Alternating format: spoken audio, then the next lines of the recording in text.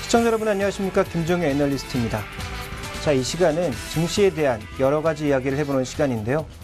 한 주를 뜨겁게 만들었던 경제 뉴스, 그리고 우리의 심장을 쫄깃하게 만들었던 종목, 마지막으로는 여러 애널리스트들의 보고서 내용을 보면서 우리가 투자를 하는 데 있어서 어떠한 포인트들을 가져가는 것이 좋을지 살펴보는 시간입니다.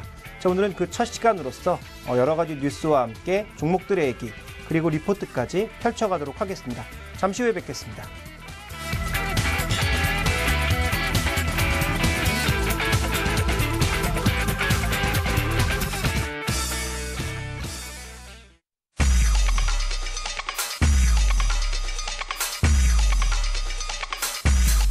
경제가 정치를 흔들어버리는 사태가 계속되고 있다.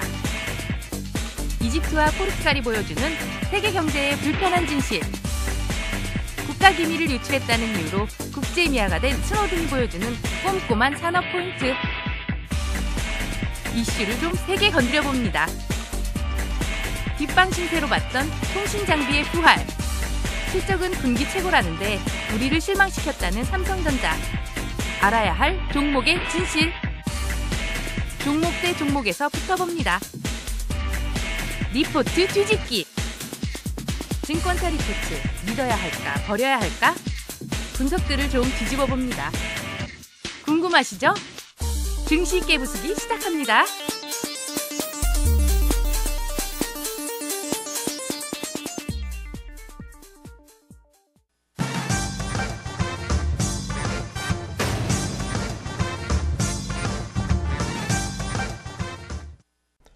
이번 주 우리의 심장을 쫄깃하게 만든 첫 번째 이슈, 제목을 이렇게 잡아봤습니다. 경제가 정치를 뒤흔들다. 그렇지 않아도 지금 경제 분위기 별로 좋지가 않죠. 특히 이머징 마켓은 경기 악화 분위기, 중국의 긴축, 이런 얘기들이 나오면서 전반적으로 악화되어 있는 상황에 정치 얘기까지 나오면서 시장을 뒤흔들고 있습니다. 자, 가장 첫 번째로 봐야 되는 것은 이집트 얘기인데요. 먼저 준비된 그림을 잠깐 보도록 할까요? 자, 뒤에 준비된 그림을 보시면 굉장히 화려한 축제회장처럼 보이죠? 그렇지만 이것은 축제회장이 아닙니다. 자, 이라크 최근에 무르시 정권이 1년 만에 물러나게 됐는데요. 물러나게 된 이유는 첫 번째 이집트의 아랍의 봄이 왔을 때와 동일한 이유입니다. 바로 빵이 고팠기 때문입니다. 경제 문제 때문에 무르시 정권이 1년을 채 채우지 못한 채 물러나게 되는 그런 상황을 보여주었죠. 그래서 군부가 개입하면서 무르시가 결국 대통령을 하야하게 됐고, 그것에 대한 기쁨의 표시로 지금 폭죽을 터뜨리고 있는 것이 지금 바로 이 화면이라고 보실 수가 있겠습니다. 그만큼 이라크 국민들, 지금 이라크가 아니죠. 이집트 국민들은 굉장히 경제 개혁을 바라고 있는 상황이었는데, 이 무르시 정권이 경제에 대해서 개혁을 보이기보단 여전히 정체된 모습을 보이니까 결국은 강력한 이런 흐름을 보여주었다라고 봐야 될 것 같습니다. 그래서 지금 상황을 보면 헌법재판소장이 임시 대통령에 앉았고요. 이 임시 대통령은 결국은 빠른 조기 대선을 위한 그런 대통령으로 볼 수 있습니다. 그래서 지금 이집트 상황은 굉장히 맥락이 빠르게 돌아가고 있는데, 여기서 핵심은 이제 악재가 끝났다라고 보기에는 조금 어렵다라는 거죠. 자, 왜 그러냐? 지금 현재 구간에서 여러 가지 세력들이 있습니다. 이집트도 굉장히 여러 가지 정치 세력들이 있는데, 여전히 무르시 정권을 옹호하는 세력도 있고, 과거 독재 정권인 무바라크를 지지하는 세력도 있고요. 군부를 중심으로 또 새로운 세력이 생길 것으로 예상이 되고 있습니다. 현재 주도권을 잡은 것은 야권과 콥트교 주교, 그리고 이 이슬람의 일부 세력들이 힘을 모아서 하나의 세력을 형성한 것이기 때문에 앞으로 이집트 사태는 추가적으로 어느 방향으로 흘러갈지 아직까지는 좀 예측 불가능하다라고 볼 수가 있겠고요. 자, 이런 흐름들이 어떤 시사점을 가지는지를 살펴봐야 될 것 같은데요. 첫 번째로는 경기 악화가 정권의 연속성을 흔들고 있다는 거죠. 그러니까 무르시 정권 조금 전에 말씀드렸지만 이제 갓 1년 된 정권입니다. 그런데 경기를 살리지 못하니까 바로 군부 쿠데타에 의해서 정권이 뒤집어졌다는 것. 그래서 향후 경기가 어려워질 경우에는 언제든지 다시 이런 현상이 나타날 수 있다는 것을 우리가 주목해봐야 된다는 거죠. 자, 두 번째로 지금 우리가 살펴봐야 될 것은 유가의 급등이 나타나고 있습니다. 자, 유가의 차트를 한번 살펴보도록 할까요? 자, 유가의 차트를 보면 일봉인데요. 최근에 굉장히 탄력적인 모습을 보여주고 있는 가운데 100달러를 돌파했습니다. 그리고 이집트와 관련된 얘기가 조금 줄어들었다는 얘기가 나왔지만 실제로 유가는 100달러에서 쉽게 내려오지 않고 있고요. 자, 이것은 아직 100달러 넘지 않은 것은 현물 가격이기 때문입니다. 그렇지만 선물 가격은 모두 100달러 돌파 이후에 100달러 안착 과정을 보여주고 있고, 이 이집트 문제가 쉽게 끝나지 않을 것을 예상한 투기 세력들은 이 시장으로 들어오면서 석유의 추가적인 강세 가능성을 염두에 두면서 움직이고 있습니다. 자, 그러다 보니까 결국은 유가 상승에 따라서 피해를 받을 수 있는 국가, 종목, 업종이 있다는 것도 우리가 좀 주목해 볼 필요가 있겠죠. 그래서 향후 이집트와 관련돼서 우리가 어떤 전망을 해볼 수 있느냐, 몇 가지 좀 살펴보도록 하겠습니다. 남미, 그리고 지금 유럽 같은 국가의 일부 국가들은 경기 침체가 지속되고 있습니다. 자, 그러다 보니까 이들 국가의 이런 경기 침체에 의해서 정치적인 변동성이 나타날 가능성이 있고요. 정치적인 변동성이 나타난다는 것은 결국 정책의 연속성이 사라진다는 것입니다. 그렇기 때문에 앞으로 어떠한 정부가 정책을 피기 위해서는 굉장히 포퓰리즘적으로 갈 수밖에 없다. 그렇다면 기존에 긴축을 했던 국가라든지 부양책을 했던 국가라든지 이들 국가의 정책의 연속성이 사라질 가능성이 있다는 쪽에 무기를 두실 필요가 있을 것 같고요. 유가 상승에 투기 세력까지 개입하면서 환율, 금리에 이어서 이제는 물가를 자극할 수 있는 유가까지 움직이고 있다. 그렇다면 전 세계 경제에는 조금 부정적인 이슈가 될 수 있다는 거죠. 여러 번 언급드렸다시피, 다른 시간을 통해서 언급드렸다시피 실적 추정의 오류를 범할 수 있는 그런 거시 지표들의 변동성이 굉장히 크게 확대되고 있다는 것도 우리가 살펴볼 필요가 있을 것 같습니다. 그래서 우리가 이제 여기서 살펴봐야 될 포인트는 유가 관련주들과 함께 과연 유가의 변동성이 어디까지 확대가 되는지, 또 이집트를 비롯한 주변 국가로 이러한 정치적인 영향이 확대되는지 여부를 반드시 살펴볼 필요가 있을 것 같습니다. 자, 두 번째, 경제가 정치를 흔들고 있는 국가는 이집트뿐만이 아닙니다. 바로 포르투갈인데요. 준비된 그림부터 보면서 확인해 보도록 하겠습니다. 자, 이 그림을 보시면 첫 번째로 포르투갈의 재무장관이 정권에서 이탈을 했고요. 두 번째로는 포스타스 외무장관이 이탈을 했습니다. 이분은 포스타스 외무장관이고, 이 양반이 왜 중요하냐면 지금 포르투갈의 연정을 구성하고 있는 중요한 당수입니다. 그러니까 이 사람이 이탈하게 되면 지금 간신히 과반수를 넘었던 연립정부가 붕괴된다는 거죠. 그래서 이에 대해서 시장은 불안감을 느끼면서 아무래도 이제 포르투갈이 긴축 이행에 그동안 모범생이었는데 경기가 워낙 침체되다 보니까 이것을 지키지 않을 가능성, 이런 부분들이 앞으로 나타날 가능성에 대해서 시장은 무게를 두고 있습니다. 그래서 중요한 시사점을 보시게 되면 연립정권이 붕괴가 되게 되면 어떻게 될까요? 조기 총선으로 가게 되겠죠? 근데 조기 총선으로 가게 된다 하더라도 그 누구도 현재 구간에서는 정권을 움켜잡을 수가 없는 거죠. 자, 정권을 움켜잡을 수 없다면 또 연립 여당을 구성해야 되는데 이 연립 여당이 이번 여당처럼 같은 방향으로 움직이기가 굉장히 어렵다라는 겁니다. 왜냐하면 각각의 정치 색깔들이 다 다른 사람들이 모여 있다라는 것이고요. 지금 이러한 정치 상황은 포르투갈뿐만이 아니죠. 이탈리아도 굉장히 위태위태하게 좌우 세력이 모여서 지금 연립여당을 구성하고 있다는 것, 내각을 구성하고 있다는 것을 우리가 주목해 볼 필요가 있을 것 같고요. 그렇다면 얼마 전, 바로 어저께였죠.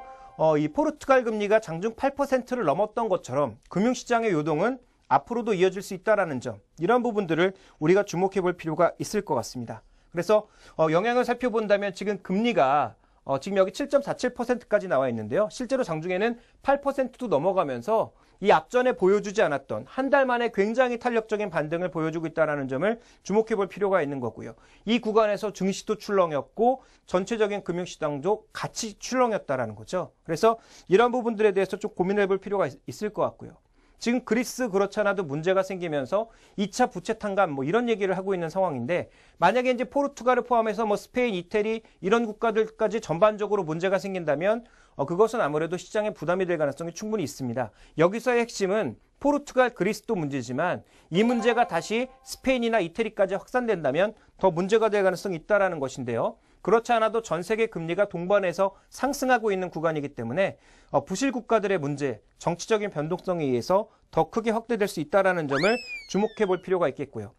만약에 포르투갈이 긴축 이행을 포기함으로써 트로이카와 좀 불협화음을 나타내기 시작한다면 이것은 아무래도 픽스 국가 전체적으로 변동성이 커지면서 3분기 유로존 노이즈가 지수의 상단을 막을 가능성이 굉장히 높다라는 겁니다.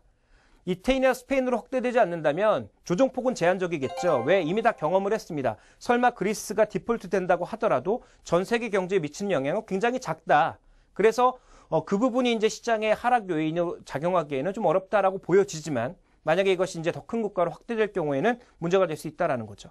어쨌든 결론은 뭐냐면 경제가 계속 불확실하다 보니까 정치까지 뒤흔들면서 이것이 다시 또 경제를 위협하는 일종의 악순환의 고리가 나타나고 있다는 것을 가장 주목해 볼 필요가 있을 것 같고요. 자, 이러한 불안, 혼란을 막을 수 있는 ECB. 지금 독일 선거가 9월 앞두고 있는 상황이기 때문에 ECB의 지분을 40% 가지고 있는 독일이 움직이지 않으면 ECB가 오늘 드라기가 나와서 굉장히 많은 얘기를 했죠.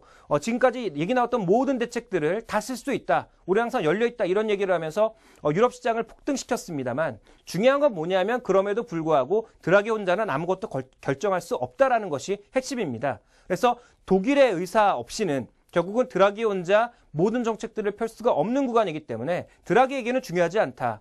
독일이 과연 선거 전에 여러 가지 대책을 내놓을 것이냐가 가장 중요하다는 것입니다. 자, 이 두 가지 이슈에 대해서 우리가 좀 결론을 지어보도록 하죠. 핵심 포인트는 경기 둔화로 인한 정치적 불안정성이 다시 또 경제로 영향을 주고 있다. 이 부분에 대해서 주목해 볼 필요가 있겠고요. 그렇다면 새 정부는 뭘 해야 될까요? 만약에 이제 포르투갈도 그렇고 이집트도 그렇고 새 정부가 만들어진다면 해야 될 일은 경제 살리기에 올인을 해야 된다는 거죠.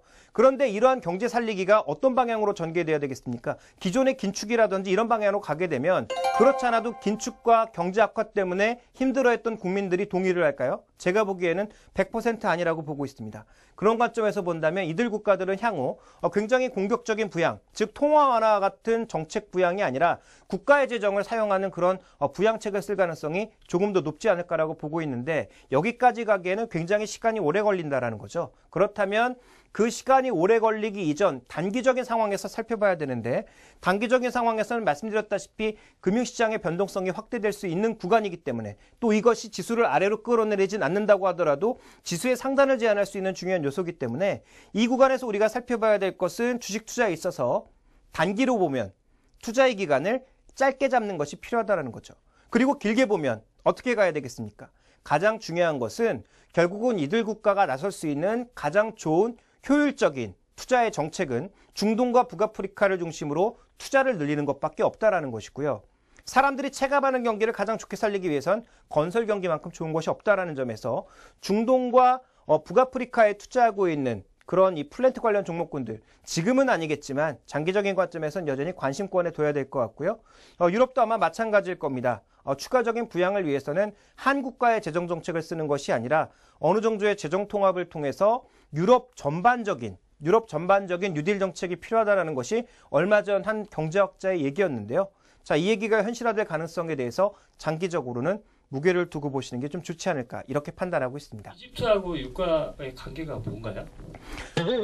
이집트하고 유가의 직접적인 관계 별로 없습니다. 왜냐하면 이집트 그리고 지금 내전에 들어가고 있는 시리아 같은 국가들이 실제로 수출하고 있는 석유 양이 많지가 않거든요. 그래서 실제로 이들 국가의 움직임이 유가를 압박할 가능성은 별로 없음에도 불구하고 유가가 그럼 왜 뛰느냐? 결국은 심리의 문제, 그리고 아까 말씀드렸던 투기 세력의 문제, 또 한 가지는 이집트 이외로 이러한 아랍의 봄이 다시 한번 확산될 가능성. 그러니까 아랍의 봄도 튀니지에서 시작해서 주변 국가로 전부 확산되는 모습을 보였기 때문에 그런 가능성을 염두에 두고 최근에 수익을 올릴 데가 별로 없는 투기 세력들이 이제 석유 쪽으로 좀 몰려가고 있다라고 봐야 되겠죠. 혹시 유가 차트를 다시 볼 수 있을까요? 자, 유가 차트를 보시면 최근의 특징은 거래가 별로 늘고 있지 않은 가운데 탄력적으로 움직이고 있습니다. 거래가 크게 늘지 않았는데도 탄력적으로 움직였다라는 그런 얘기는 우리가 어떻게 생각해 볼 수 있냐면 그만큼 거래가 안 되지만 강력한 세력들이 들어왔다라는 거죠. 그러니까 이집트와 관련된 정치적 불안정성이 쉽게 끝나지 않을 것으로 보고 있고 또 하나 중요한 것은 이집트의 가장 중요한 게 뭐냐면 수에즈 운하를 끼고 있다는 겁니다. 이 수에즈 운하를 통해서 또 석유가 유럽 쪽으로 많이 나가고 있거든요. 그렇기 때문에 현재 이 수에즈 운하를 중심으로 이집트의 분장이 확산되면서 누군가 막는 모습을 보인다면 아마 유가와 관련돼서는 추가적인 반등 가능성이 조금 있다. 그래서 이집트에서 생산되는 석유는 제한적이지만 유가와 관련돼서는 좀 민감해질 수밖에 없다. 이렇게 볼 수 있을 것 같습니다. 자, 피그스에 대해서 좀 자세히 좀 얘기해 주세요. 피그스라고 하는 게 뭡니까? 우리가 이제 농담으로 유럽의 돼지들 이렇게 불렀는데요. 피그스라고 하는 게 일종의 하나의 국가의 첫 머리 글자를 따서 이제 픽스라고 된 거죠. P는 포르투갈, I는 이탈리아, 그리고 G는 그리스, S는 스페인. 여기다가 이제 원래는 한 국가를 더 넣어서 아일랜드까지 넣었었는데요. 아일랜드가 가장 먼저 졸업을 했기 때문에 아일랜드는 이제 빼고 이 남유럽 4개 국가에 대해서 우리가 경계감을 가지고 있습니다. 이것을 이제 픽스 국가라고 줄여서 부르기도 합니다. 자, 그러면 이제 이 정치가 경제를 뒤흔드는 것에 대해서는 여기서 좀 마무리해 보도록 하겠고요. 그 다음 이슈 살펴보도록 하겠습니다. 자, 다음 이슈는 인물이 중요하기 때문에 인물의 사진부터 보죠. 자, 이분 굉장히 유명한 분입니다. 아마 지금 인터넷에 관심 있으신 분이라면 한 번 정도는 이름을 모두 들어봤을 텐데요. 하도 스노든 해가지고 NSA, 미국의 국가안보정보국과 함께 이 스노든이라고 하는 인물이 과연 무엇이길래 이렇게 끊임없이 뉴스가 흘러나오는지 사람들이 이제 굉장히 생각을 좀 많이 할 것 같습니다. 자, 이 스노든이 정보 유출을 했는데 정보 유출이 메가톤급이었죠. 결국은 미국과 영국의 정보국이 전 세계 모든 인터넷 정보를 훑어보고 있다. 이것이 핵심이었고요. 최근에 또 흘러나왔던 얘기는 뭡니까? 미국이 국내에 있는 38개 국가의 대사관을 도청하고 정보를 받다라는 거죠. 근데 이제 중요한 게 뭐냐면 적성국가 쪽이 아니라 동맹국이라고 불리는 그런 국가들의 정보에 대해서도 굉장히 열람한 것으로 보여주고 있어서 지금 현재 구간에서는 이 이슈가 계속 확대 재생산되고 있습니다. 최근에 나타나고 있는 해프닝 몇 가지를 보면 스노든이 망명을 제한한 국가들에서 망명을 모두 좀 거부하는 그런 사태가 나타나면서 국제미아가 되는 거 아니냐 이런 얘기가 나오고 있고요. 또 하나 볼리비아 대통령이 이제 비행기를 타고 국가 이동을 하는데 여기에 스노든이 타고 있다는 얘기가 나오면서 프랑스를 비롯한 유럽 국가가 영공을 통과하지 못하게 하는 그런 이제 우스운 얘기도 나왔다라는 거죠. 그러니까 이런 얘기가 나오면서 볼리비아 대통령이 엄청나게 이제 항의를 했고 프랑스 같은 국가에서는 이제 미안하다라고 사과를 하는 그런 해프닝까지 벌어지는 등 이 스노든이라고 한 사람이 벌인 일치고는 엄청나게 큰 일들이 계속 벌어지고 있습니다. 이거 정치 얘기니까 실제로 뭐 정치가 어떻게 흘러갈지는 저는 잘 모르겠지만 어쨌든 중요한 건 이런 얘기가 나오기 시작하면서 최근에 또 미국과 EU의 FTA 체결에 이것이 걸림돌이 될 수도 있다. 즉 미국 정부가 독일의 모든 정보를 다 취득해 보고 있기 때문에 또 프랑스에서도 최근에 이제 EU 쪽에 제안을 했죠. 이거 안 되겠다. 미국과 FTA를 조금 우리 지연시켜보자. 그래서 뭐 최근에 처음 나왔던 얘기 뭐였냐면 프랑스 문화산업을 침탈하지 말아야 된다는 얘기를 했던 프랑스가 결국은 문화산업을 지킨다라는 명목하에 미국과 FTA를 체결하는 방향으로 갔다가 스노든 얘기가 나오니까 다시 한번 얘기를 싹 바꿔서 이런 정보 문제, 불안 문제가 있기 때문에 이 구간에서는 우리가 미국과 조금 더 시간을 가지고 지연해보자 뭐 이런 얘기를 하고 있는 상황인데요. 여기서 더 중요한 건 그게 아니라는 거죠. 최근에 우리가 좀 주목해 봐야 될 것이 결국은 정보 활용, IT 서비스를 하는 데 있어서 정보 활용이 어디까지 돼야 맞는 얘기인가, 즉 개인의 정보를 어디까지 열람할 수 있는 것이 적정한 선인가, 이 부분에 대해서 논란이 더 커질 가능성이 있다는 거죠. 자, 구글 같은 경우에도 마찬가지입니다. 최근에 유럽이나 이쪽에서 개인정보 침탈과 관련된 그런 분쟁들이 심심치 않게 나타나고 있는 상황에서 스노든이 결국 미국 정부가 발달된 인터넷망과 통신망을 이용해서 이러한 행태를 보여주고 있다는 것을 밝혔기 때문에 이와 관련돼서 우리가 주목해 봐야 될 것은 IT 서비스다. 그렇다면 IT 서비스 핵심은 뭐냐? 최근 뭐 빅데이터, 클라우드 이런 것들이거든요. 그러니까 이런 것들의 핵심이 뭐냐 하면 결국은 개인정보, 국가정보 이런 것들을 자유롭게 활용할 수 있어야 되는데 이 스노든 한 사람으로 인해서 이것이 막힐 가능성이 제가 보기에는 나타날 수 있다는 거죠. 그래서 우리가 좀 여기서 살펴봐야 될 것은 구글이나 MS와 같은 큰 IT 기업들을 살펴봐야 될 텐데 최근 이 IT 새로운 서비스에 올인하고 있습니다. MS 같은 경우에도 B2B, 특히 이제 기업 간의 흐름에서 돈을 굉장히 많이 벌고 있는 상황이고요. 신규 IT 서비스에 대해서는 정보 공유가 굉장히 중요하기 때문에 얼마나 중요한 것인지 살펴보게 되면 자, 이 준비된 그림이 뭘 의미하고 있느냐? 지금 이게 다 1분 안에 생기는 데이터의 양입니다. 자, 하나만 보시면 지금 새로운 광고가 인터넷 광고가 12,000개가 1분 안에 생기고요. 음악은 13,000개가 생깁니다. 그러니까 엄청난 데이터가 1분 안에 쏟아져 나오고 있다는 거죠. 자, 이러한 데이터들을 소화하기 위해서 필요한 게 뭐냐? 그 다음 그림을 좀 살펴볼까요? 자, 다음 그림을 살펴보게 되면 빅데이터라는 것이 필요합니다. 저장하는 과정에선 클라우드가 필요하고 이런 여러 가지 데이터를 가공해서 실제적으로 여러 가지 활용하는 그런 이 빅데이터와 함께 클라우드 기술이 필요하다라는 거죠. 그래서 이런 신기술들에 말씀드렸던 구글이나 MS가 모두 주력하고 있는 양상인데 다음 그림 살펴보시면 이 시장 규모가 앞으로 무한대로 확대될 것으로 예상이 되고 있습니다. 적어도 한 2017년까지는 성장이 굉장히 가파른 속도로 나타날 것으로 예상이 되고 있고요. 다음 보시면 실제로 어디다 돈을 쓰고 있느냐? IT 서비스에 대부분 기업들이 지출을 늘리고 있다는 거죠. 그래서 지금 2013년이 여기인데요. 계속 성장하고 있다는 거죠. 그래서 지금 IT 대기업들은 이렇게 정보를 활용해서 새로운 서비스들을 만들어내는데 굉장히 주력하고 있는데 스노든이 미국 국가라든지 일부 IT 기업이 정보 남용을 하고 있다는 것을 밝힌 만큼 이에 대해서 좀 막힐 가능성에 대해서 또 고민을 해야 되지 않나 판단하고 있습니다. 그래서 이 빅데이터 시장이 과연 얼마만큼 커질 거냐 다음 그림을 좀 살펴보실 필요가 있을 것 같은데요. 지금 이 프로페셔널 서비스라고 하는 것들 기본적인 서비스가 크게 확대될 것으로 예상을 하고 있는데 이런 서비스가 막힐 가능성이 있다는 거죠. 각국의 여러 가지 규제를 통해서 현재 구간에서는 이 서비스는 막아야 되겠다. 이 정보는 못해야 되겠다. 이렇게 이제 규제할 가능성이 있다는 겁니다. 자, 그러면 어떻게 되겠습니까? 지금 스마트폰과 태블릿에서 시작된 이 스마트 혁명이 그 다음으로 뭘로 넘어가냐면 시계. 바로 우리가 이제 흔히 생각하는 스마트워치라는 것. 그리고 또 한 가지는 구글이 만든 글래스, 안경이죠. 이런 것들이 여러 가지 데이터들을 활용해야 되는데 그 데이터를 활용하지 못할 경우 어떻게 되겠습니까? 제가 보기에는 이 서비스 결국은 굉장히 둔화될 수 있다. 그렇다면 웨어러블 컴퓨팅 기기들에 대한 기대감도 조금 줄여야 될 것 같고요. IT 서비스를 많이 활용하지 못한다면 우리가 생각했던 포터블 기기들의 성장이 의외로 둔화될 수 있다는 것. 이런 부분들에 대해서 많은 고민이 필요하다고 보고 있습니다. 물론 지금 말씀드린 이 스노든과 관련된 상당 부분의 얘기는 저의 개인적인 생각이 많이 포함되어 있습니다만 최근에 IT 서비스를 시장의 성장의 핵심으로 보고 있기 때문에 이것이 흔들리는 여부에 대해서는 반드시 점검이 필요하다. 이렇게 보고 있습니다.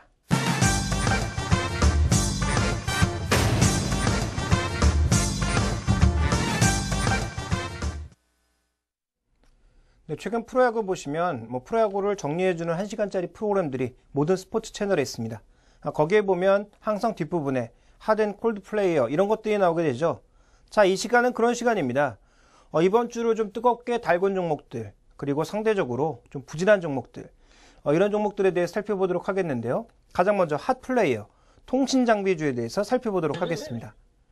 자, 우리가 통신 장비를 왜 주목하고 있느냐? 지금 우리나라에도 보시면 통신시장 LTE로 빠르게 바뀌고 있습니다만 통신장비 쪽에 투자가 많아지고 있다? 이런 생각은 생각보다 잘 안 들고 있습니다. 그렇지만 커질 수밖에 없는 시장이라는 것은 누구나 알고 있죠. 스마트폰 시장도 지금 중국의 저가 제품들을 중심으로 발달할 것이다라는 얘기가 외신에 올라오고 있습니다. 삼성전자의 성장은 끝났다. 안드로이드의 성장을 견인했던 삼성전자는 끝났다라는 그런 얘기가 나오면서 지금 스마트폰 성장의 핵심은 중국 쪽인데요. 자, 준비된 그림을 보시면 무슨 그림이냐면 자, 전체 글로벌 시장에서 휴대폰 출하량, 그 중에서 스마트폰 출하량, 스마트폰의 비중 이런 것들이 나오게 되는데 자, 2013년 올해가 되게 되면 전 세계에서 이게 선진국이나 우리나라가 아니라 전 세계에서 스마트폰 비중이 절반이 됩니다. 자, 전 세계에서 출하량 기준으로 봤을 때도 굉장히 많은 그런 물량들이 풀리지만 그 물량 중에 절반이 스마트폰인데 이 스마트폰이 더 이상 삼성 갤럭시가 아니라 중국의 이름 없고 값싼 제품이 될 것이다. 태블릿도 마찬가지죠. 태블릿도 어쨌든 값싼 제품들을 중심으로 크게 확대가 될 것으로 특히 작년에서 올 한 해 무려 73%가 늘어날 것으로 예상이 되고 있습니다. 문제는 뭐냐? 아무리 저가 값싼 제품이라고 하더라도 쓸 수 있는 건 뭡니까? 데이터라는 거죠. 데이터를 사용하다 보니까 당연히 데이터 트래픽이 급등할 수밖에 없는 거고요. 데이터 트래픽이 급증하는 구간에서 그 트래픽을 해결하기 위한 방안이 새로운 고속도로를 까는 거죠. 자, 새로운 고속도로를 까는데 그냥 일반 2차선 고속도로 깔면 되겠습니까? 적어도 8차선 도로는 팍팍 깔아야 데이터를 쓸 수 있다는 거죠. 그러다 보니까 최근의 트렌드는 LTE 쪽으로 가고 있는데요. 이 LTE와 관련된 투자는 늘어날 수밖에 없다. 이렇게 봐야 될 것 같습니다. 자, 다음 준비된 그림을 보시면 LTE 가입자가 증가하면서 설비 투자도 글로벌 시장에서 날이 갈수록 확대되고 있는데 설비 투자 증대의 원년이라는 거죠. 그러니까 지금까지는 굉장히 완만한 모습을 보이면서 이때는 미국만, 그 이후에는 뭐 미국, 일본 정도, 한국이 가세하면서 조금 커졌는데 올해 들어서는 미국, 일본 전사업자가 투자를 확대하고 있는 국면이고요. 그러다 보니까 점점 늘어나면서 이 상황들이 해외로 좀 퍼져나가고 있는 상황입니다. 자, 그러다 보니까 미국과 일본에서 투자가 늘어나니까 당연히 무슨 수요가 늘겠습니까? 부품 수요가 늘고 있거든요. 이 부품들이 최근에 같이 움직이고 있습니다. 같이 움직인다는 얘기는 뭐냐면 비슷한 성격의 종목군들이 지금 동일한 방향으로 움직이고 있다는 건데 대부분 신고가를 많이 내고 있습니다. 그래서 미국의 투자 증가와 함께 중국의 투자도 증가하고 있는 양상인데요. 자, 다음 그림 살펴볼까요? 중국의 7억 명의 가입자를 가진 차이나 모바일의 지금 투자 계획인데요. 2013년도 예산 중에 가장 많은 게 TDLT, 중국에서 표준으로 인정하고 있는 TDLT의 무려 전체 금액의 52%를 투자하고 있다는 거죠. 그래서 이런 투자 금액이 늘어나다 보니까 자연스럽게 뭐가 늘어난다? 자, 관련 제품이 이게 정확한 제품은 아닙니다만 제가 한번 좀 보여드릴까요? 이게 이제 우리 집에서 쓰는 무선 공유기라는 것인데, 자, 이런 공유기가 아니라 실제적으로 중계기, 외부의 신호를 받아들여서 그 신호를 분배해주는 분배기뿐만 아니라 공유기뿐만 아니라 분배기 자체도 크게 확산될 수밖에 없다라는 거죠. 그 무선 중계기에 최근 우리나라 시장에서 가장 기술력이 높다라고 인정받고 있는 KMW 신고가에서 쉽게 안 빠지고 있는 상황이고요. 또 하나 주목해봐야 되는 것은 이런 무선 통신이 늘어나더라도 이 무선이 그냥 갈 수는 없는 상황이죠. 어쨌든 인터넷망이 있는 상황에서 그 인터넷망을 바탕으로 무선이 나오는 것이기 때문에 결국은 그 이더넷 스위치 이런 것들을 만드는 다산 네트워크스, 솔리드, 유비쿼스 이런 종목군들의 움직임도 나쁘지 않다라는 거고요. 또 하나 이제 우리가 대형 통신 장비를 보시면 엄청나게 큰 박스입니다. 엄청나게 큰 그 박스 안에 여러 가지 부품들이 굉장히 많이 들어가는데 신호를 많이 처리해야 되다 보니까 여러 가지 이제 칩들이 많이 올라가게 되고요. 그 칩들이 올라가기 위해서는 보드가 필요합니다. 우리가 그 보드를 뭐라고 부르냐면 MLB라고 부르는데요. 굉장히 이제 여러 가지 층이 쌓여있기 때문에 MLB라고 부르는데 그 MLB를 시스코에 납품하고 있는 회사가 어디냐? 이수페타시스거든요. 그러니까 이들 업체들이 지금 최근에 모두 동반해서 신고가 영역으로 가고 있다는 거고요. 그 중에 종목군들 굉장히 많이 기관들이 사고 있다는 거죠. 그럼 이 트렌드가 이제 시작된 거냐 끝난 거냐 진행 중이냐를 봐야 될 텐데 제가 보기엔 진행 중입니다. 그렇다면 이번 주에 핫플레이어 신고가 영역에서 놀고 있는 통신장비 부품주에 대해서는 여전히 긍정적인 시각으로 접근을 해도 되지 않겠느냐. 왜? 이들의 실적이 2분기에도 좋을 것으로 예상되고 있고 특히 투자가 더 늘어나는 하반기에는 미국과 일본 수요가 늘어날 것으로 예상되고 있기 때문입니다. 그래서 현재 이들 종목이 국내 투자 연동해서 움직이는 것이 아니라 미국과 일본 투자 연동돼서 움직이고 있기 때문에 자, 이들 종목에 대해서는 우리가 단기적인 관심 그리고 좀 더 길게 본다면 중기적인 관심 정도를 가져보자. 실적의 피크는 2014년에 찾아올 가능성이 높다. 이렇게 보고 있습니다. 자, 그리고 또 한 가지 통신장비 쪽에서 살펴볼 것이 있습니다. 바로 이제 우리가 이제 통신장비라고 하면 흔히 무선 통신장비만 생각하지만 여러분들 IPTV를 보시거나 케이블 TV를 보실 때 그 박스가 있지 않습니까? 우리가 그것을 셋톱박스라고 부르죠. 그래서 IPTV나 혹은 우리가 케이블 TV를 볼 수 있는 그 박스를 셋톱박스라고 부르게 되는데 대표적인 기업이 휴맥스입니다. 자, 휴맥스의 최근에 추정하고 있는 분기별 매출, 지역별 분기 매출, 연도별 매출의 추이를 보시면 모두 증가하고 있는 모습인데요. 특히 어디서 증가하고 있느냐? 미국과 유럽에서 증가하고 있습니다. 분기별로 봤을 때도 그렇고요. 연도별로 봤을 때도 이쪽 지역에서 증가하고 있고 뭐 우리나라는 크게 늘지 않고 있는 가운데 아시아 국가에서도 일부 늘어나는 양상이죠.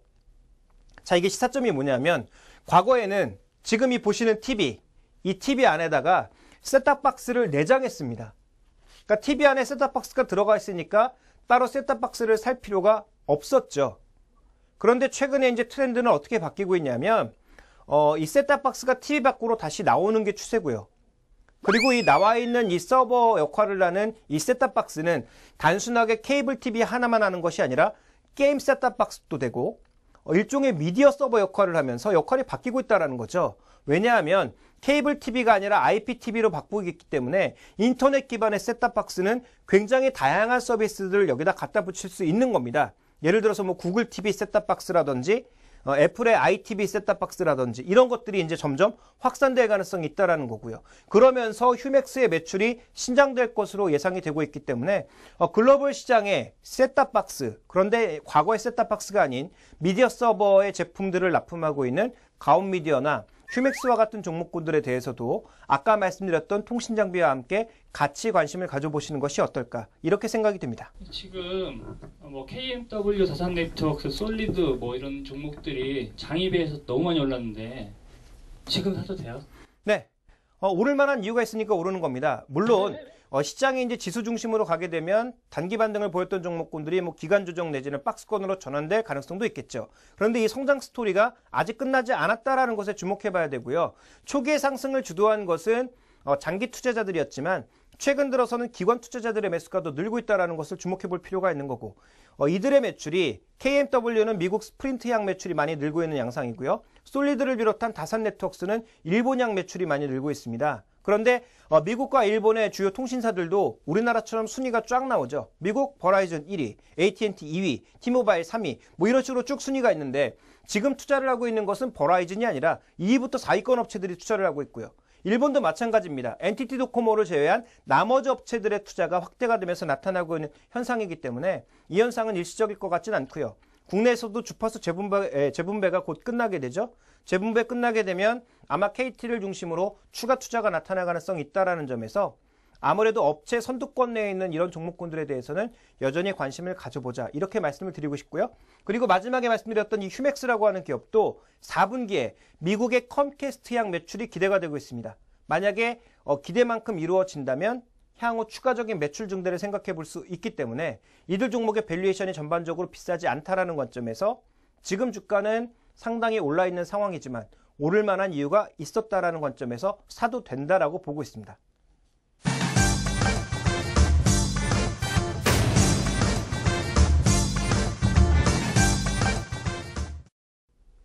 자, 이번 주 콜드 플레이어는 누가 뭐래도 삼성전자가 될 것 같습니다. 자, 그동안 삼성전자의 거는 기대 얼마나 컸습니까? 그런데 발표된 실적, 사상 최대 실적이었죠.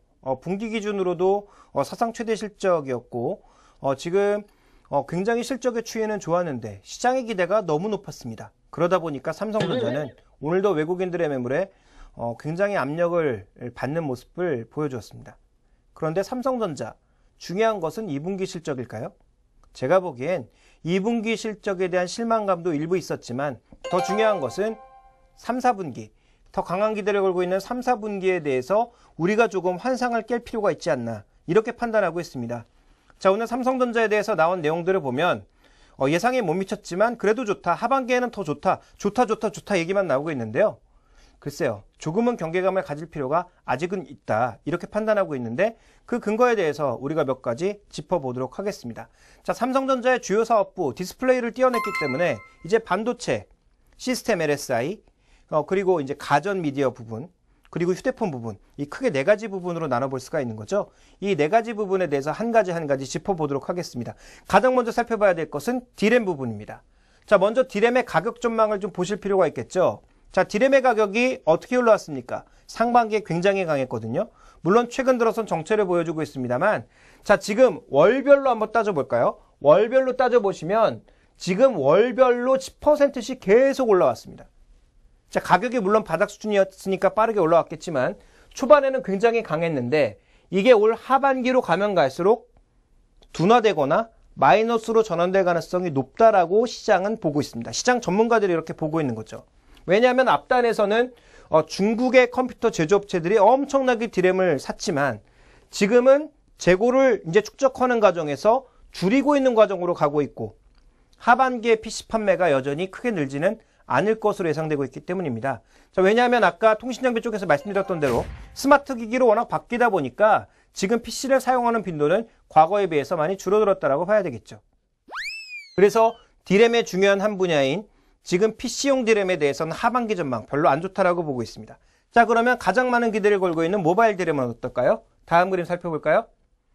자, 다음 그림 보시면 모바일 D램은 지금 모멘텀이라는 측면에서 봤을 때 가격의 상승 추세가 굉장히 둔화되어 있다는 겁니다. 지금 이 가격이 빠진다라는 느낌보다는 가격이 이만큼 올라와서 이제는 유지 개념으로 간다는 거죠. 즉 쭉 올라가야 되는데 이런 개념이 아니라 이제부터는 옆으로 평화하게 가면서 박스권을 보이거나 옆으로 횡보하는 모습을 보일 거다라고 예상하고 있는 겁니다. 이쪽에서 더 올라가거나 PC 쪽에서 더 올라가야 이익이 늘어날 수 있을 텐데 이 부분에서는 이제 정체라는 거죠. 그렇다면 어느 정도 이익의 양이 이제는 디램 쪽에서 또 크게 늘지는 않을 것 같다라는 것을 우리가 하반기에 주목해 봐야 될 것 같고요.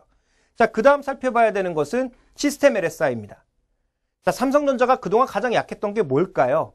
메모리 쪽에서는 전 세계 부동의 일이었는데 아무래도 컴퓨터에 들어가는 CPU라고 하는 이 핵심 LSI, 집적 회로에 대해서는 그동안 삼성전자가 좋은 기술을 보여주지 못했습니다. 그래서 인텔에 대비해서 항상 약할 수밖에 없는 그런 분위기였는데요.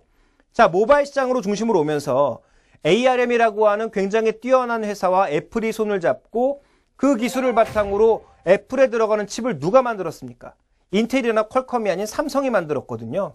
그러면서 삼성의 시스템 LSI 기술이 독보적으로 발전을 했고 그러다 보니까 삼성이 자신들의 이름을 단, 자신들의 브랜드를 단 엑시노스라고 하는 브랜드로 이 AP 시장에서, 어플리케이션 프로세서 시장에서 굉장히 자리를 잡았습니다.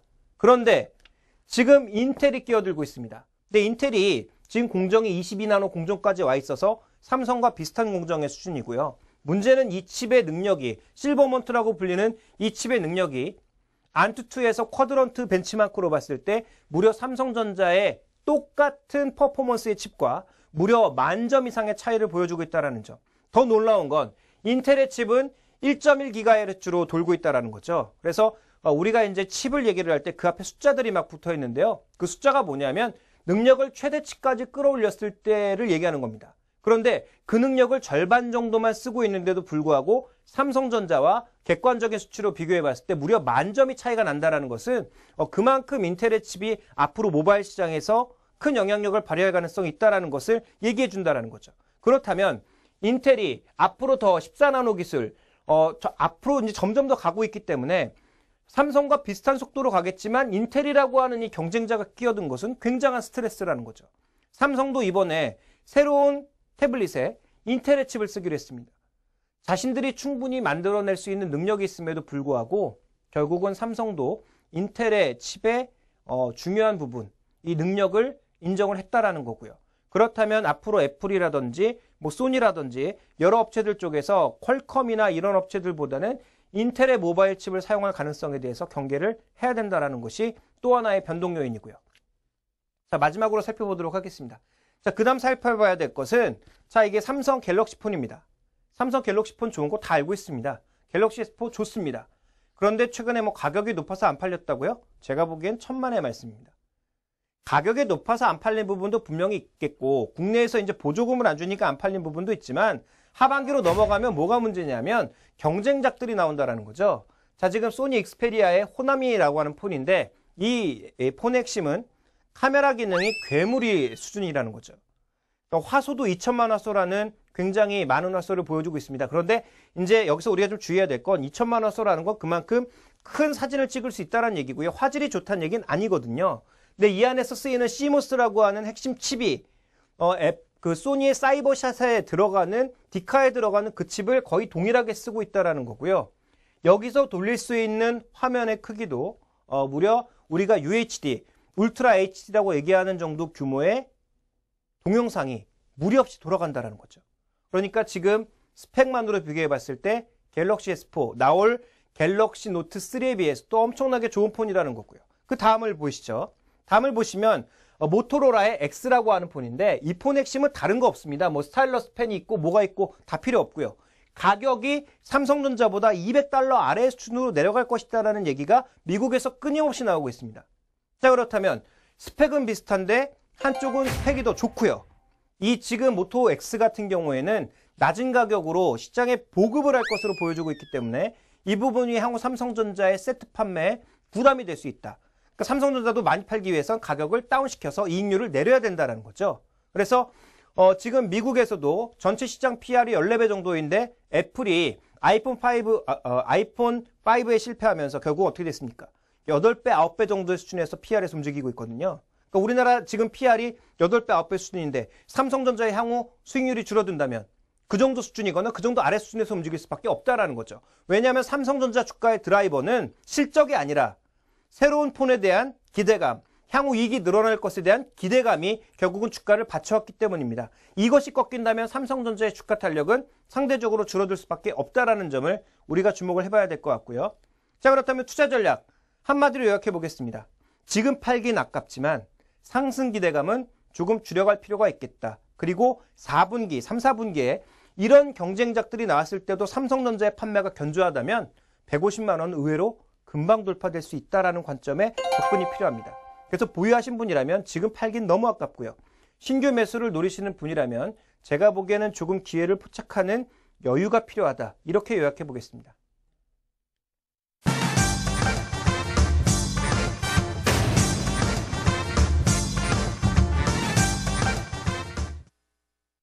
세 번째 코너는 이번 주에 나온 여러 가지 리포트 중에서 여러분들에게 조금 소개시켜 드릴 만한 리포트, 그리고 이 리포트에서 조금 더 첨가해보면 좋을 만한 것들, 이런 것들을 짚어보도록 하겠습니다. 자, 오늘은 신한투자증권, 신한금융투자의 이경수 애널리스트, 스트래티지스트가 얘기한 7월의 투자 전략에 대해서 살펴보도록 하겠습니다. 자, 뭐 여러 가지 이제 얘기들은 좀 빼고요. 컴팩트하게 가보도록 하죠. 그림을 중심으로 얘기를 드리도록 하겠는데요. 자, 먼저 이경수 전략가의 핵심은 뭐냐면 지금 6월 달에 느꼈던 시장의 조정 압력은 우리가 흔히 얘기하는 것처럼 연준에 의한 정책 축소에 의한 것이 아니었다라고 보고 있고요. 또 중요한 건 지금 가림없이 모든 자산이 다 내렸다라는 것에 주목하고 있습니다. 금 많이 빠졌죠. 구리 같은 비철금속 빠졌죠. 이머징 시장, 선진 시장, 뭐 CRB 같은 물가지수 전반적으로 지금 안 빠진 게 없다라는 거죠. 그러니까 모든 자산들이 다 내렸는데 이것이 과연 왜 내렸는가에 우리가 주목해 볼 필요가 있는 겁니다. 그래서 다음 그림 살펴보시면, 자, 지금 우리가 이제 우려하는 건 뭐냐면 연준의 양적 완화가 줄어들면서 시장이 크게 내렸다라고 생각하고 있는데 이경수 전략가는 그렇지 않다라고 지적하고 있습니다. 물론 이 부분이 영향을 주지 않았다 이렇게 볼 수는 없겠죠. 그렇지만 이 부분으로 인해서 시장이 조정을 받은 것은 아니다. 오히려 다른 부분 때문이었다라고 지적하고 있는데요. 그것은 바로 금리의 변동성을 지적하고 있습니다. 자, 그것을 그림으로 표현해보면 어떻게 볼 수 있을까요? 자, 다음 그림 살펴보시면 수급상으로 채권 펀드에서 돈이 엄청나게 빠져나가고 있는 것을 지적하고 있습니다. 지금 뭐 거의 공격적으로 빠져나가고 있는데요. 금리가 정상화되는 과정에서 비정상적으로 올랐던, 그러니까 국채도 이제 비정상적으로 올랐지만 국채보다 더 비정상적으로 올랐던 위험 채권들 쪽에서 돈이 엄청나게 빠져나가면서 결국은 금리 변동성의 시장이 굉장히 민감하게 반응을 했다라는 것을 지적하고 있는 거죠. 즉 연준의 정책이 변하는 것에 대해서도 시장이 우려를 했지만 금리 변동성이 확대되면서 시장은 리스크를 더 느꼈다라고 볼 수가 있겠고요. 이 그림에서도 보시다시피 중국의 최근의 RP 금리가 거의 뭐 10%대까지, 얼마 전까지만 하더라도 4%대였는데 순식간에 2배를 뛰어넘었다라는 거죠. 자, 이 2배의 갭, 단기적인 유동성 공급이 끊기면서 나타나는 현상입니다. 그래서 다시 금방 내려오긴 했지만 현재 이 구간에서도 낮은 수준은 아니라고 보여지는 거죠. 그래서 중국의 지금 성장률이 둔화된 가운데 RP, 7일짜리 RP 금리가 4%를 넘어가고 있다는 것은 그만큼 중국의 자금 시장이 경색되고 있다는 것이고 이만큼 시장이 금리에 민감해지면서 결국은 부담을 받았다. 이렇게 볼 수 있을 것 같습니다. 그래서 현재 구간에서 주목해야 될 것은 이 금리 변동성이 줄어들어야 시장도 반등을 할 수 있다는 거죠. 그래서 전략적인 측면에서 어떤 것들을 봐야 되느냐 지적하고 있는 것들이 있는데요. 다음 그림 살펴볼까요? 자, 이게 뭐냐면 분기별로 국내 기업들의 실적을 쭉 누적한 것인데요. 2013년도 2분기부터는 이제 추정이라고 봐야 되겠죠. 추정한 것들을 보면 세 가지 그림이 나오는데, 자, 맨 위에 그림은 원래 처음에 예측을 한 것이고요. 그 다음에 이렇게 그림이 점점 낮아지는데 맨 아래 이제 파란색으로 표시되는 이건 뭐냐면 지금 현재 구간에서 여러 가지 우려를 반영해서 원래 추정했던 것에서 20%를 감액한 것, 그리고 10%를 감액한 것을 차례로 보여주고 있습니다. 그런데 여기서 지금 리포트에서 나타냈다시피 20%를 감액을 해도, 그러니까 이 원래 추정했던 기업이익을 줄여놔도 1분기보다는 전반적으로 계속 높아진다라는 거죠. 그렇다면 어쨌든 N자형의 반등이기 때문에 시장이 그렇게 과연 패닉으로 빠져야 되느냐라는 부분을 지적하고 있는 거고요. 그래서 밸류에이션 매력이 높다라는 것을 지적하고 있는데요. 다음 그림 살펴볼까요? 자, 밸류에이션 매력. 지금 현재 추정해 봤을 때 거의 8배 수준, 경제 위기 수준으로 떨어져 있기 때문에 지금은 싸다라는 거죠. 그런데 싸다라고만 해서 올라갈 순 없다라는 겁니다. 바로 아까 지적했던 것처럼 금리의 변동성이 안정이 되어야 시장은 올라갈 거다라는 거죠. 자, 그렇다면 전체적으로 전략의 핵심을 보고 있는 것은 7월은 여전히 변동성 구간이다. 그래서 시장에서 너무 안정적으로 가기보단 금리가 안정될 것으로 예상되는 8, 9월 달에 시장은 서서히 반등을 시도할 것이다. 그리고 아까 말씀드렸다시피 기업이익의 감액을 고려해도 여전히 1분기보다는 높은 수준을 기록할 것이다라가 전체적인 리포트의 맥락이라고 볼 수가 있습니다. 저는 이 의견에 대부분 동의합니다. 그리고 굉장히 좋은 내용의 리포트라고 보고 있기 때문에 혹시라도 보지 못하신 분들은 꼭 한번 읽어보라고 말씀드리고 싶습니다. 자, 그럼 여기서 리포트를 조금 우리가 더 파고 들어가 보도록 하겠습니다. 이 리포트 안에는 없었지만 다른 내용들에 대해서도 우리가 좀 살펴볼 필요가 있을 것 같은데요. 자, 우리가 지금 주목해야 되는 것은 뭐냐면 지금 현재 금리뿐만 아니라 전 세계 시장을 뒤흔들고 있는 것 중에 하나는 바로 환율입니다. 환율 중에서 달러 강세가 가장 핵심이라고 볼 수가 있겠고요. 이 달러의 움직임의 중심이 되고 있는 것은 달러 캐리라고 하는, 즉 달러로 돈을 빌려서 해외에 투자하는 달러 캐리 자금이라고 볼 수가 있겠는데 이 자금을 추적해 볼 필요가 있는 거죠. 보시면 미국의 금융기관의 움직임이 유럽 쪽에서는 굉장히 많이 줄었습니다. 위기 이후에 유럽 쪽에서는 계속 회수하는 모양이었고요. 자, 그 다음에 아시아 쪽에서는 폭발적으로 늘어나는 모습을 보였죠. 결국은 달러 캐리가 유럽에서 돈을 빼서 아시아로 가져가는 그런 동향으로 나타났다라는 겁니다. 그러니까 이 과정을 본다면 달러 캐리가 전반적으로 계속 미국 밖으로 나가긴 했는데 지역별로 봤을 땐 유럽에선 회수했고 아시아에선 늘어났다라는 거죠.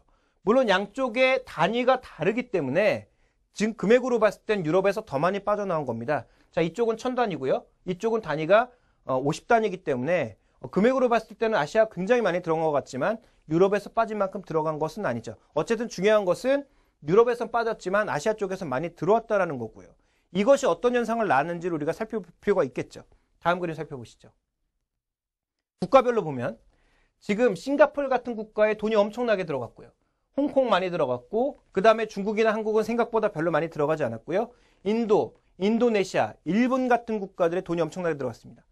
금액으로 우리 원화로 환산해보면 300조가 넘는 돈이 들어갔는데 그중에 절반은 일본이었고요. 나머지 자금이 싱가포르, 홍콩, 인도네시아 같은 국가들에 들어가면서 그동안 이들 국가들이 지수의 고점을 만들 수 있는, 주식시장의 고점을 만들 수 있는, 또 경제 활성화를 꾀할 수 있는 그런 상황들이 나타났다라는 거죠. 근데 이것들이 어느 자산 시장으로 유입됐느냐? 주식시장으로도 물론 유입이 되었습니다만 다음 그림 살펴보시면 실제적으로는 부동산으로 더 많이 유입됐다라는 것을 알 수가 있는 상황이고요. 실제적으로 이들 국가의 지금 성장률이 떨어지고 있는 구간이기 때문에 자산 가격의 거품이 나타났다면 향후 경제 성장의 탄력이 줄어들고 있는 구간에서 변동성이 커질 수 있다는 것을 우리가 주목해야 된다는 거죠. 그래서 다음 그림에서 우리가 알 수 있는 건 인도네시아 부동산 가격 최근에 계속 급등했죠. 아까 대출의 증가분과 거의 똑같은 그림입니다. 싱가포르 마찬가지죠. 금융위기 이후에 한번 크게 조정을 받았지만 다시 싱가포르양 매출 미국 대출이 늘어나면서 결국 부동산 가격은 고점을 뚫었습니다. 결국은 지금 현재 구간에서 이쪽에서 자금을 계속 회수하는 모습을 보여주게 될 경우 뭐에 충격을 받을 수 있을까요? 그동안 계속 올라왔던 채권, 그다음에 주식, 부동산 이런 가격들의 동반 하락을 나타낼 수 있다는 거고요. 이들 자산의 동반 하락이 나타나게 되면 이쪽 지역에서 결국은 부의 효과가 역의 효과로 나타나겠죠. 그러니까 내가 지금 당장 돈은